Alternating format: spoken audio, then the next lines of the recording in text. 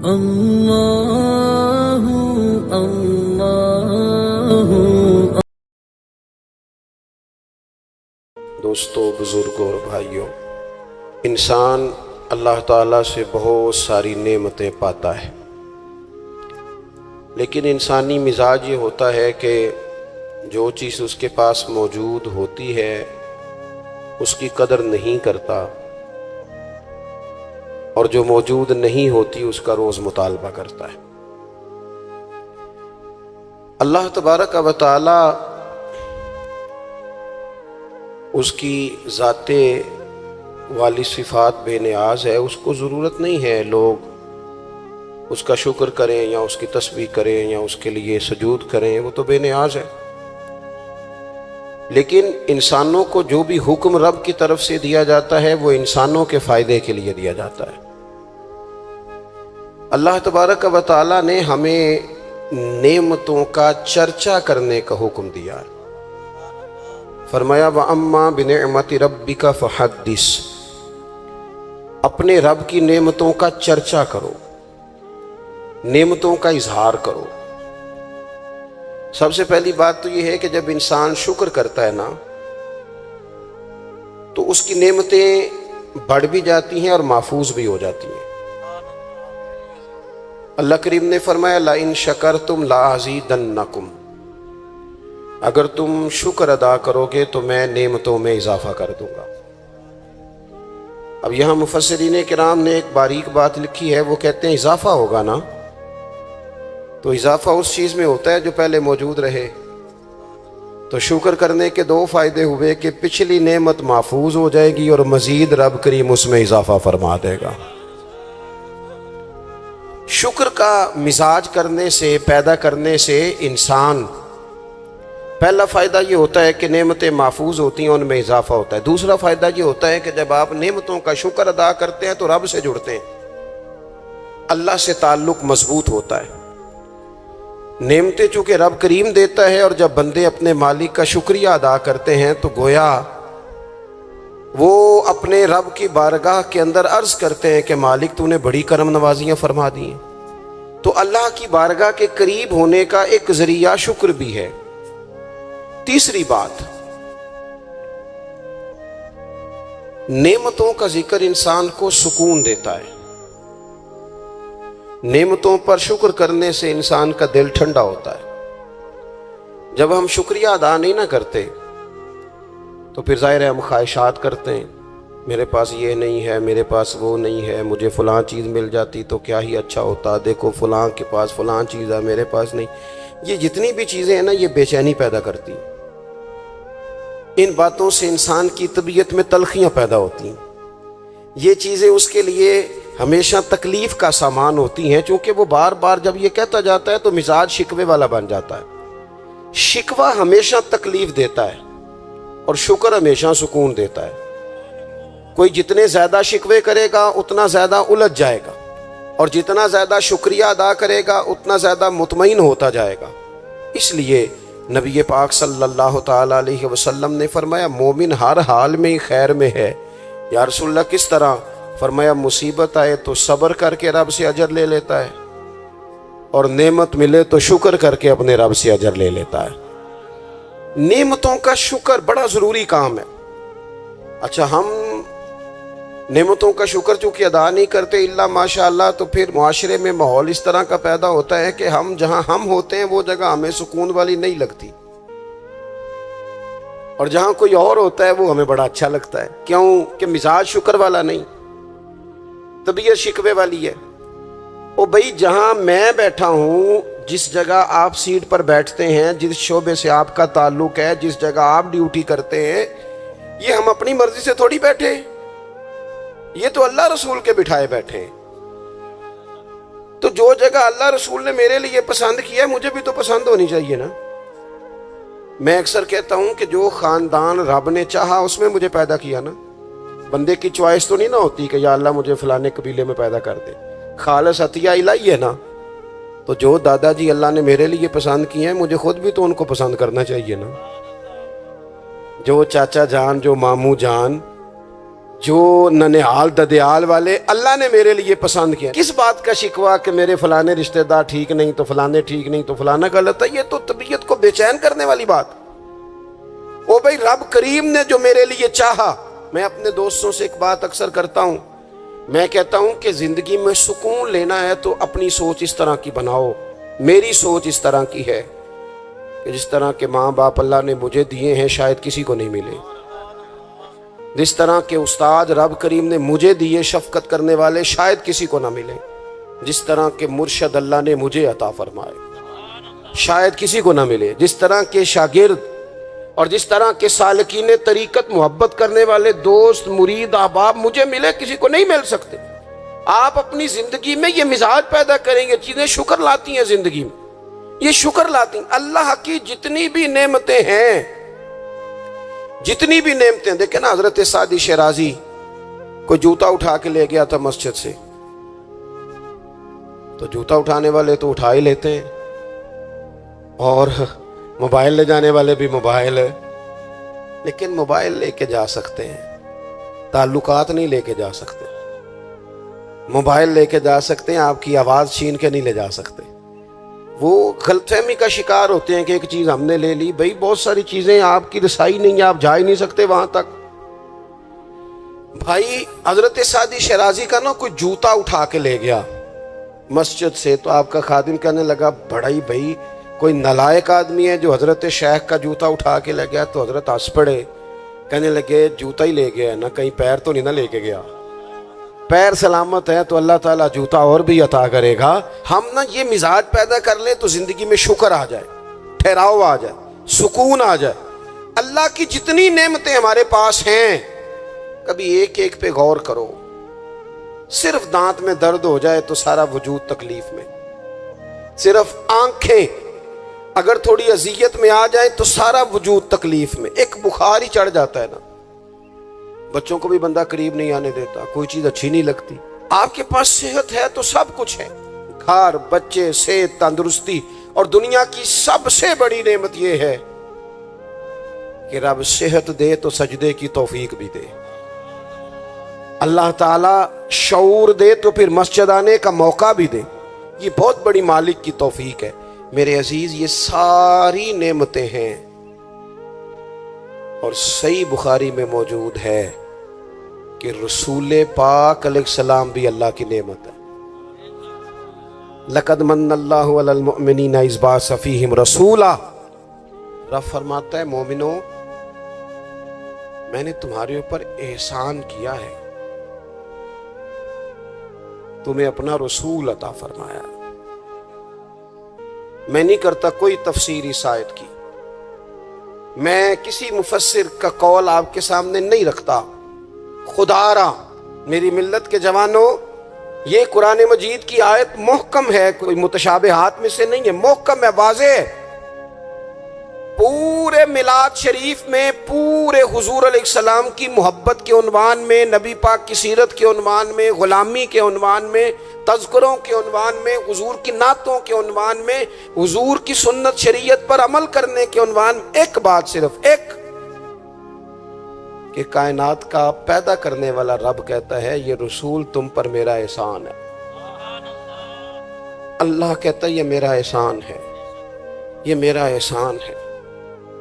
دوستو اگر ہم تھوڑا سا دیکھو نا, میں نے زندگی میں وہ لوگ دیکھے ہیں جو نا نعمتوں کے چھن جانے سے خوف میں رہتے ہیں,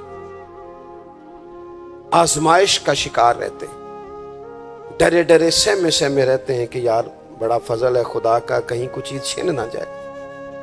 یعنی کسی بیمار کو دیکھ کے جب کوئی آدمی کانپتا ہے, لرزتا ہے اس کا وجود, تو مانا کیا ہوتا ہے کہیں میری صحت بھی نہ چلی جائے. جب کوئی دنیا سے رخصت ہوتا ہے تو لوگ زندگی کی نعمت کو سوچ کر خوف کھاتے ہیں. خدا نہ خواستہ کسی کا عزیز بچھڑ جائے تو لوگ اپنوں کو یاد کر کر کے روتے ہیں. نعمتوں کے بارے میں کچھ لوگ بڑے شدید حساس ہو جاتے ہیں, کہیں چلی نہ جائے, کہیں چلی نہ جائے. یہ جو صحابہ ہر وقت حضور کی ناراضگی سے ڈرتے تھے نا, ہر وقت حضور کی ناراضگی سے ذرا سانس بھی اونچا نہیں لیتے تھے. यानी उस बारगाह में वो बैठते थे ना, तो यूं बैठते थे सरों पे परिंदे बैठे हैं। वो घंटों बैठे रहते थे दरवाजे पर करीम के दरवाजे पर दस्तक नहीं देते थे। वो इस नेमत के मामले में हसास थे। उनको पता था कि वो दो आलम की रहमत थे, वो जहां चाहते वहीं रहते। ये तो उनकी मेहरबानी है कि ये आलम पसंद आया, ये तो मेहरबानी। दोस्तों, हम अगर हुजूर इतनी बड़ी नेमत हमारे लिए बन के आए, अगर हमें कभी इसका एहसास नसीब हो जाए ना, एहसास। इब्नुल कय्यम एक जगह पे कहते हैं कि अगर हुजूर ना आते तो लोगों ने एक दूसरे का गोश्त काट के खाना था।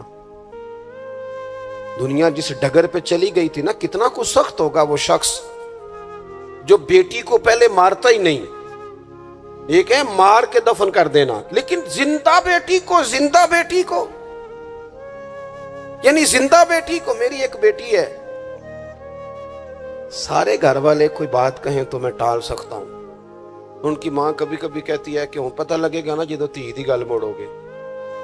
तो मैंने कोई पीएचडी तो नहीं की और बेटियों के हुकूक पे, मैं कोई उस पर एमफिल का मकाला तो नहीं लेके आया, मैंने कोई रिसर्च तो नहीं की कि बेटी से प्यार करना चाहिए, मैंने कोई देखा तो नहीं कलेजा फाड़ के कि बेटी के दिल में मेरे लिए प्यार कितना, ये देखा तो नहीं। लेकिन ये इतना प्यार कहां से आया? ये जो बेटी के जाने का, हालांकि बेटी ने जाना होता है, ये बेटी के जाने का तसव्वुर करके लोग रो पड़ते हैं। ये जो जिंदगी लगा देते हैं कि मेरी बेटी खुशहाल रहे, इसके घर में रौनक रहे, इसकी तरफ से ठंडी हवा आए, तो ये वही लोग हैं, ये वही इंसान हैं, ये वही जमीन है जिस जमीन पर लोग बेटी को मारते भी नहीं थे, जिंदा बच्ची पैदा होने वाली गड़ा खोद के उसमें रख के मट्टी डाल देते थे, जिंदा बेटियां दफन कर देते थे।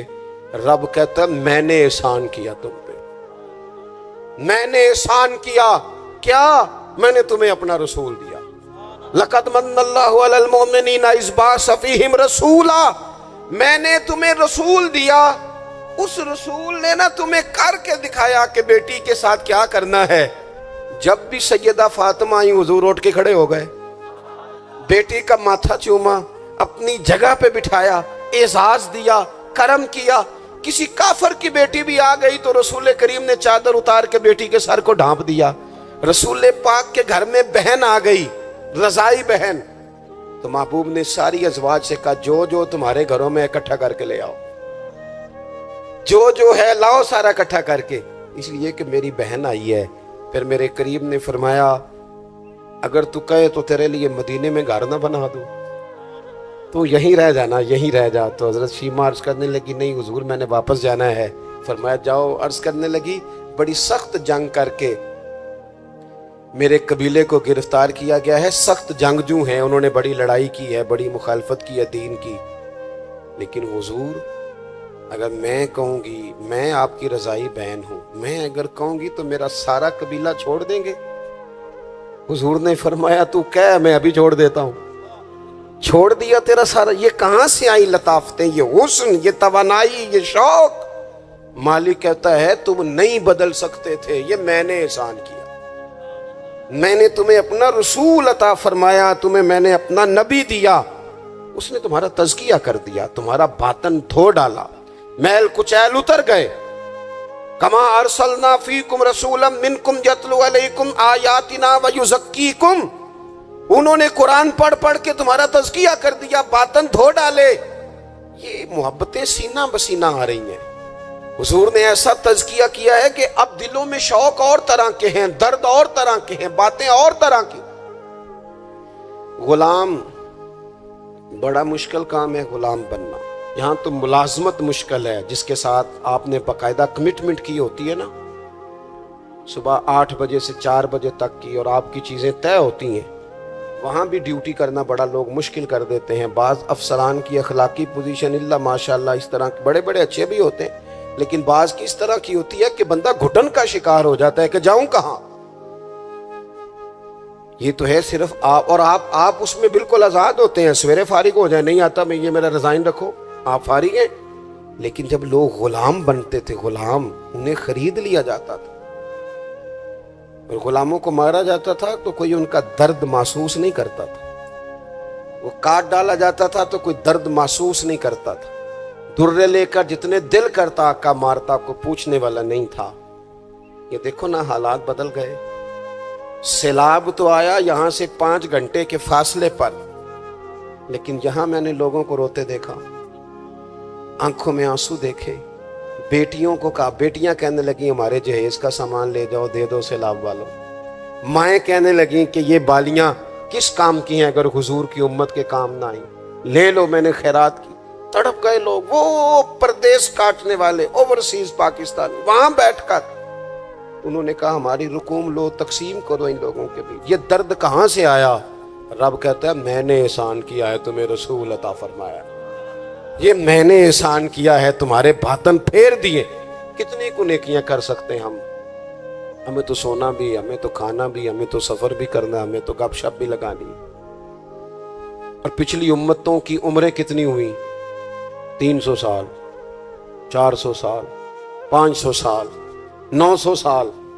کیسے کرتے نیکیاں، کس طرح پہنچتے؟ اور پھر کمال دیکھو، عمریں تھوڑی اور کنتم خیر امت، مل گئی ان سب کی امامت اس امت کو۔ مثلا یہ تھوڑی دیر دیکھو نا، کچھ چیزیں ایسی ہوتی ہیں جن سے ذرا 1 منٹ کے لیے اپنے آپ کو اکیلے کر کے بھی دیکھنا چاہیے۔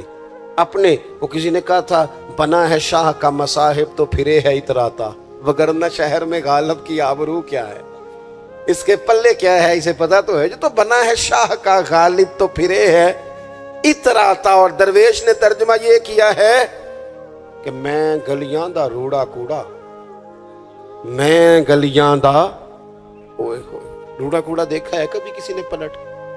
یہ روڑا کوڑا انہوں نے کہہ دیا، کبھی اس پر غور کرو، بدبو آتی ہے، لوگ کی نیا جوتا پہن کے بھی اس پر چلنا پسند نہیں کرتے۔ روڑا کوڑا جو ہوا، روڑا کوڑا جو ہوا، لیکن وہ انہوں نے اپنے آپ کو تشبیہ کس سے دی؟ کہنے لگے وہ میں تے گلیاں دا روڑا کوڑا، یہ تے مینوں محل چڑھایا ہے سائیاں۔ تو نظر کرم ہو گئی، مختصر سی میری کہانی ہے، یہ جو بھی ہے آپ کی مہربانی ہے۔ یہ تو کرم ہے حضور کا۔ ہم کتنی کو نیکیاں کر سکتے تھے بھلا، کتنی کو مشقت۔ اور ویسے بھی جس طرح کی ہماری طبیعتیں، یعنی سارا سال جو لوگ آرام سکون سے ناظرہ کے دفتر بھی 2 گھنٹے کھڑے رہتے ہیں، پاسپورٹ کے دفتر میں بھی 2 گھنٹے کھڑے رہ سکتے ہیں، جو امیگریشن کے لیے ایئرپورٹوں پہ بھی 1.5 گھنٹہ انتظار کر لیتے ہیں، وہ 1 گھنٹہ تراویحوں میں کھڑے نہیں ہوتے۔ وہ کہتے ہیں یہ مشکل کام ہے، سارے کام کرا لیں آپ، سارے کرا لیں، لیکن اگر آپ کسی سے کہیں نا یار آج مہربانی کر آپ میرے ساتھ ایک سپارہ پڑھ، یہ مشکل ہوتا ہے۔ الا ماشاء اللہ ہم نے کتنے کو نیکیاں کر لی۔ رب کہتا ہے میں نے احسان کر دیا، تمہیں رسول دیے، میں نے تمہیں رسول دیے۔ تم نیکی کا سوچ لینا مخلص ہو کے، ہم سوچ بھی لیں تو ہمیں ثواب مل جاتا ہے، اور اگر کر لیں تو پھر 1 کرتے ہیں تو 10 کا اجر ملتا ہے۔ یعنی کچھ نیکیاں ایسی ہیں جو کی نہیں، صرف سوچی تھی، ارادہ کیا تھا، موقع نہیں ملا، صرف ارادہ کیا تھا، قیامت کے دن ان کا اجر ملے گا، ڈھیروں ثواب ملے گا، نامہ اعمال میں درج ہوں گی۔ کس کی وجہ سے؟ رب کہتا ہے میں نے تمہارے اوپر احسان کیا ہے، میں نے تمہیں رسول عطا فرمایا، میں نے۔ کچھ حدیثیں ایسی ہیں جو اگر کبھی ہمیں سمجھ میں آ جائے نا تو کم از کم اتنا ضرور ہو کہ زمین کے اوپر قدم رکھنے شروع کر دیں ہم لوگ کہ یار یہ اعزاز ہمارا ہی ہے، یہ شان ہماری ہے۔ نبی کریم صلی اللہ تعالیٰ علیہ وآلہ وسلم کی برکت سے ہمیں اعزاز کا ملا۔ کچھ چیزیں ایسی ہیں جو کبھی سوچتا ہے نا انسان تو بڑا اوپر چلا جاتا ہے۔ حضور فرماتے ہیں قیامت کے دن نا کچھ لوگ ہوں گے میری امت کے جنہیں دیکھ کے نبی اور رسول رشک کریں گے، ان کے چہرے نور سے روشن ہوں گے، وہ نور کے ممبروں پہ بٹھائے جائیں گے۔ لوگ پوچھیں گے یہ کون ہے؟ تو انہیں کہا جائے گا یہ رسول کریم کی امت کے لوگ ہیں۔ اور پھر حضور نے ساتھ آیت پڑھی، آیت الا ان اولیاء اللہ لا خوف علیہم ولا هم یحزنون۔ باعث فخر لوگ ہیں یہ، باعث فخر۔ تو عبادتیں تو پہلے امتوں کے ولیوں کی زیادہ ہیں، رشک ان پر کیوں ہو رہا ہے؟ وہ اس لیے کہ رب کہتا ہے میں نے احسان کیا ہے تمہیں رسول عطا فرمایا، میں نے احسان کیا ہے تمہیں رسول۔ اب مجھے بتائیں، ہر نعمت کا شکر ادا کرنا ہے، اور یہ جو نعمت اللہ نے ہمیں دی ہے، نبی پاک کا غلام بنایا۔ اچھا، میں آپ سے نا کسی کی بات نہیں کرتا، ایک مثال میں آپ کو ذاتی دیتا ہوں۔ میں آج ہی سوچ رہا تھا، مجھے نا بہت سارے لوگوں نے دیکھا ہوتا ہے کیمرے کی آنکھ سے، کسی نے یوٹیوب پہ دیکھ لیا، ٹی وی پہ دیکھ لیا، کسی اور جگہ دیکھ لیا۔ تو انسان کا نا ایک مزاج ہوتا ہے کہ جس چیز کو وہ کبھی کسی دیوار کے پردے کے پیچھے دیکھتا رہا ہے، وہ اچانک سامنے آ جائے تو کئی دفعہ بندہ پریشان بھی ہو جاتا ہے، کبھی کبھی بندہ پریشان بھی ہو جاتا ہے۔ میں نا، اتفاق کی بات ہے، میری زندگی کچھ زیادہ مصروف ہے۔ ایک دوست ایسے تھے جو مجھے نا کچھ 3-4 سال سے کہہ رہے تھے ٹائم دے دیں، ٹائم دے دیں، اور وہ ٹائم لینا چاہ رہے تھے۔ اپنے ان کے والد جو تھے وہ تھوڑے سے معذور تھے، تو کہہ رہے تھے ابا جی کی بڑی خواہش ہے، کسی وجہ سے ٹائم بنتا نہیں تھا۔ سال 2-3 گزر گئے، بالآخر وقت بن گیا، میں ان کے گھر گیا محفل پہ۔ اب وہ مجھے اچانک دیکھ کے نا، تو حالت ان کی اس طرح کی ہو گئی کہ وہ جو کچھ بھی گھر میں موجود تھا نا، جو بھی، یعنی جو سالن کل کا پکا تھا وہ بھی لے آئے، وہ اٹھا، اچار بھی لے آئے۔ اب میں ان کی کیفیت دیکھ رہا ہوں۔ کچھ امیر لوگ بھی بڑا پیار کرتے ہیں، لیکن بعض اوقات غریبوں میں جذبات ذرا زیادہ ہوتے ہیں۔ کچھ غریبی تھی، کچھ وہ جذبات تھے، کچھ وہ شوق تھا، کچھ وہ درد تھا، کچھ وہ سمجھ نہیں آ رہی۔ تو میں نے ان کو تسلی دی، میں نے کہا بزرگوں آپ بلا وجہ پریشان ہو گئے، میں تو دیہاتی سا چھوٹا سا کسان کا بیٹا ہوں، سادہ سا بندہ ہوں، میرے لیے تو آپ نے ویسے آپ نے ٹی وی پہ دیکھا ہے تو آپ کو وہ تھوڑا عجیب لگ رہا ہے، ویسے آپ مطمئن نہیں، ایسی کوئی بات نہیں ہے۔ ان بزرگوں نے مجھے کہا کہ مولانا میں آپ کو 3-4-5 سالوں سے سن رہا ہوں، آپ کو میری کیفیت کا نہیں پتا، میرے پاس کوئی بھی چیز ہوتی تو آج بیچ دیتا، اور جتنی بھی اچھی آپ کی دعوت ہو سکتی تھی وہ میں کرتا۔ میں بزرگوں کی بات اپنے لہجے میں وہ کہہ رہے تھے، میں ان کی بات پر غور کرنے لگ گیا، اور میں نے دیر تک ان کی بات پر غور کیا۔ میں نے کہا میں بالکل کسی کام کا آدمی نہیں، بیکار آدمی ہوں، مجھے پتہ ہے اپنے آپ کا، من نانم کے من دانم۔ تو میرے لیے اگر کسی بندے کے یہ جذبات ایک بیکار آدمی کے لیے، تو پھر مدینے والے محبوب کے میلاد کے لیے ہمارے کیا جذبات ہونے چاہیے۔ وہ خواجہ غلام فرید صاحب نے نا ایک کافی لکھی ہے، مجھے ساری تو یاد نہیں، لیکن وہ کہتے ہیں کہ ایک باری لانگا تو میری جات ہے۔ پھر وہ اس میں بڑی باتیں گنواتے ہیں، وہ کہتے ہیں میں حضرت زلیخا تو 2 جوڑے دیتی تھی نا سیدنا یوسف علیہ السلام کو دن میں، ایک وہ پہن لیتے تھے، اترتا تھا تو وہ خیرات کر دیتی تھی، پھر دوسرا پیش کرتی تھی، وہ اترتا تھا خیرات کر دیتی۔ کہتے حضور اگر آپ آئیں تو میں ایک دن میں 100 پیش کروں گا۔ اور ساتھ کہتے ہیں کہ گھر میں غریب ہاں دل تے امیر ہے، حضور میں مزاج کے لحاظ سے غریب ہوں۔ پھر وہ بڑی باتیں گنواتے ہیں، کہتے ہیں حضور میں نا آپ کے لیے جو ہے پھول رکھوں گا، یا رسول اللہ میں آپ کے لیے مصری لاؤں گا، حضور میں آپ کو سونف پیش کروں گا، حضور میں مل مل کے کرتے دوں گا، یہاں پگڑیاں بڑی پیاری بنتی ہیں، میں وہ پگڑیاں پیش کروں گا۔ پھر کہتے ہیں آخر میں حضور اگر آپ آ جائیں نا تو پھر میں اپنے گلے میں پلڑا ڈال کے منت بھی کروں گا کہ مہربانی فرما ایک رات ہی میرے گھر میں ٹھہر جا، ہاڑا وے جانی رات رہ پاؤ، زندگی پرائی ہے، محبوب چل ایک دن ٹھہر جا۔ میں اب یہ شوق کی کیفیت دیکھیں، یہ درد ہے، یہ ایک تمثیل ہے، یہ ایک حسن ہے، اس کو آپ سمجھیں۔ رسول پاک کی ذات کے لیے امت کے دلوں میں جو کیا کہا تھا درویش نے، مینوں لنگ کئی مہینے تے برس گئے تے تیری دید نو دیدے ترس گئے، کدی کدی ٹوٹیاں دلاں وال پھیرا پا، آس بھی تو تے امید بھی تو۔ اور ایک صاحب کہنے لگے چر ہویا مینوں ترلے لیندیاں، کدے موڑ میرے وال واگاں، خواب میری وچ ایک وار جیاویں میں ساری عمر نہ جاگا۔ میرے عزیز، حضور کے لیے شوق، محبت، غلامی کے جذبات، وہ کیفیات کہ رسول کریم اللہ نے ہمیں دے دیے، نبی پاک ہمیں دے دیے، میں اور آپ کبھی غور کریں کہ اگر ہمارا حضور سے رشتہ نہ ہوتا تو کیا ہوتا؟ اگر حضور سے تعلق نہ ہوتا، میرے کئی کلاس فیلو ہیں، کوئی بیچارہ بیکری کرتا ہے، کوئی کام، سارے اچھے ہیں ماشاءاللہ، رزق حلال کماتے ہیں، لیکن میں کئی دفعہ سوچتا ہوں تیری نسبت نے سوارا میرا انداز حیات۔ میں اگر تیرا نہ ہوتا سگے دنیا ہوتا۔